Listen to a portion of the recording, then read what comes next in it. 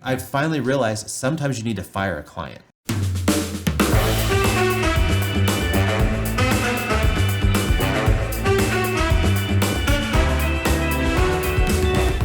Okay, so you're doing this huge work, and you don't know what you're doing. Like, you're always paving the road. We're figuring it out. But you always seem to be paving the road as you're going down it, because the road you're on is not the road everybody else. It's like the road less traveled is what you're constantly living on.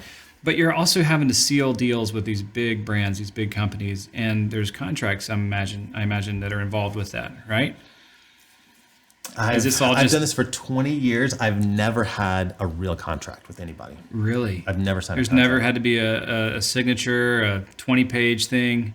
Interesting. I've never made a single contract. Have you ever had to do like RFPs to get these jobs, or has it always been relationship? It's almost always relationship based. So, okay, we've got Red Bull, Olympics. You mentioned Mercedes, I think, at one point.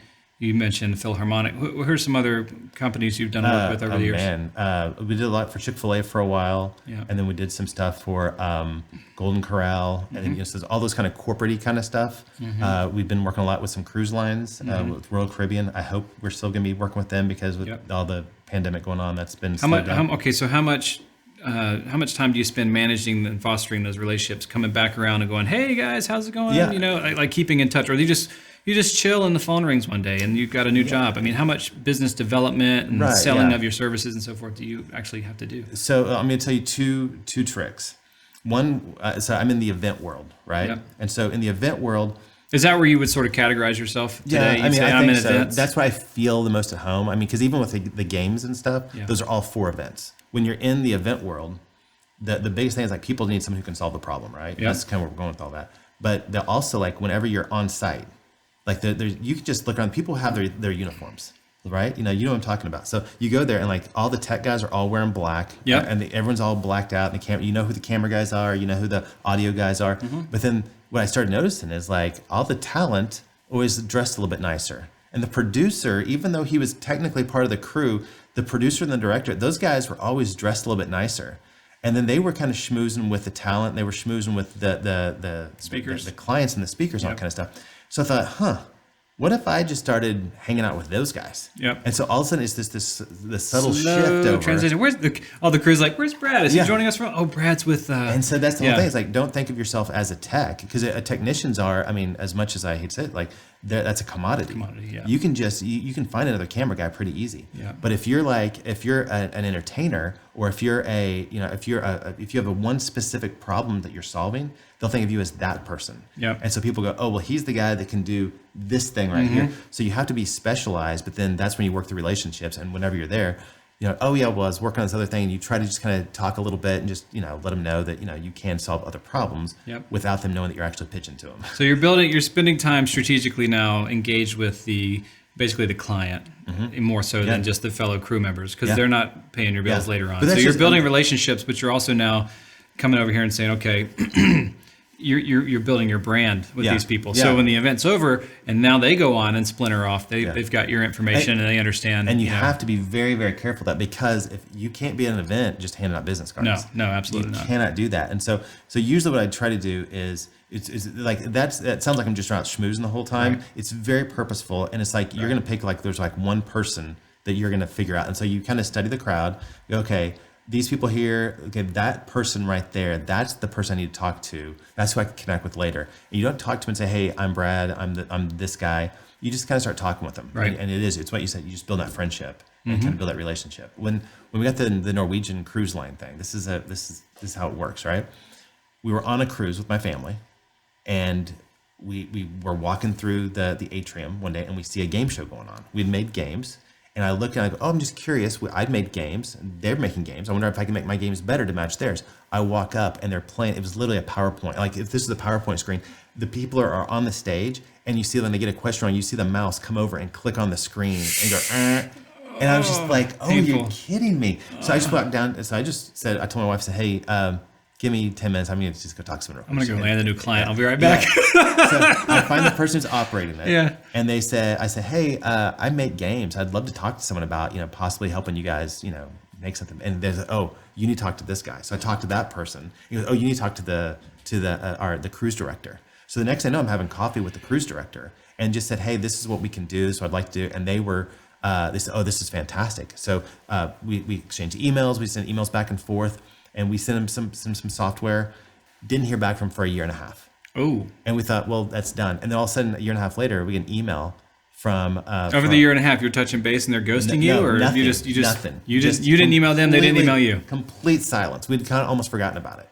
And then we got an email from who was one of the directors of entertainment, and she said, hey, I got your email from this person. We'd love to talk to you about games. That's crazy. So that's the whole trick is you can go into it and say, hey, here's a solution we already have. Yep. Then here's how we can make it custom for you, and then we can also dream with you. Yes. And that's where you want to get your client to. Hey, when you dream of stuff, think of us. We want to dream with you. And that's where we always try to get clients to where we can dream with them. Okay.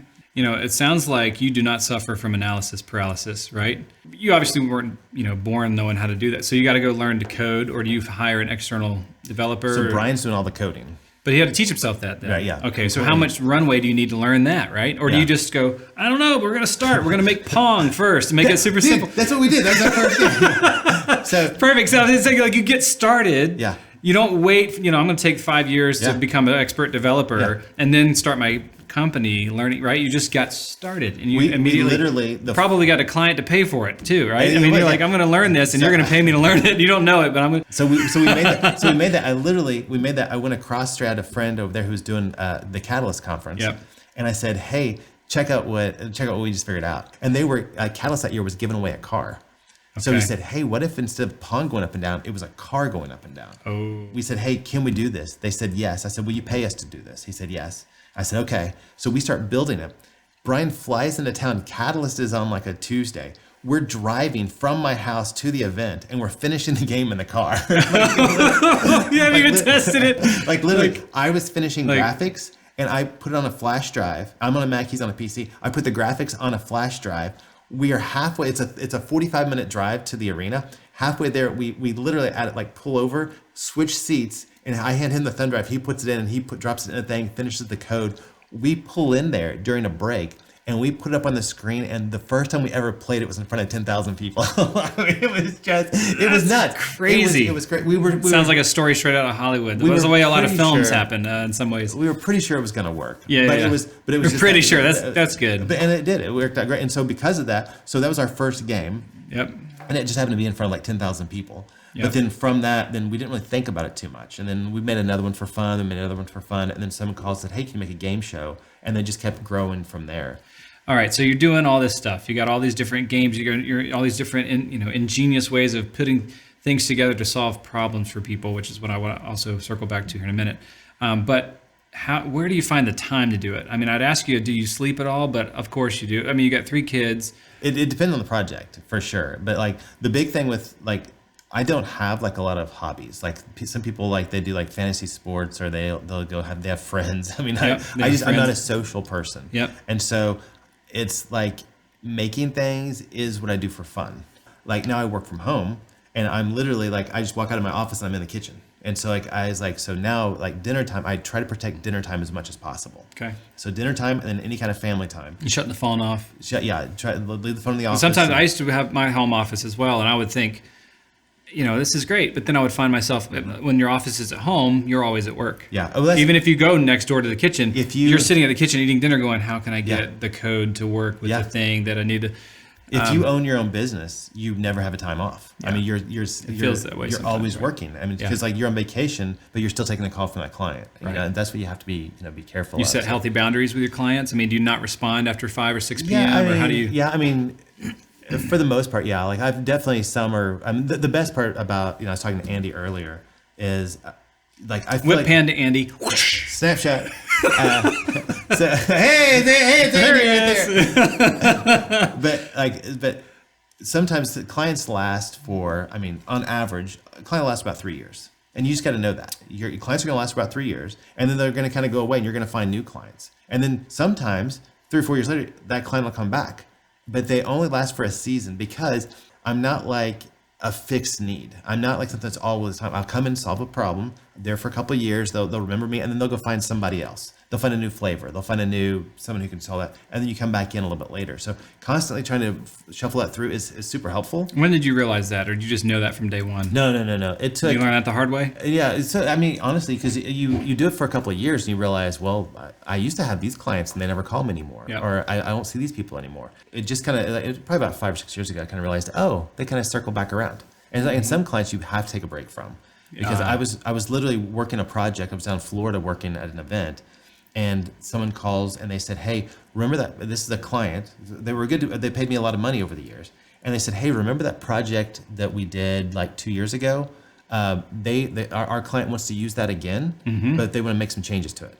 Yep. And we need it by like Tuesday. I'm like, I'm sorry, I'm at an event right now. I'll be there the whole weekend. I said, I can get to it in 2 weeks.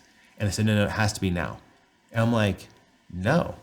And they said, you have to do it right now. I'm like, what? No, I don't. And it was just, and it was like, go back to that whole confidence thing you were talking about earlier. Yeah, it was the whole thing. I finally realized sometimes you need to fire a client. And at that point, because at first I was like, I called my wife, and I kind of told her, and she's like, so, and it was like this epiphany of, I don't work for them.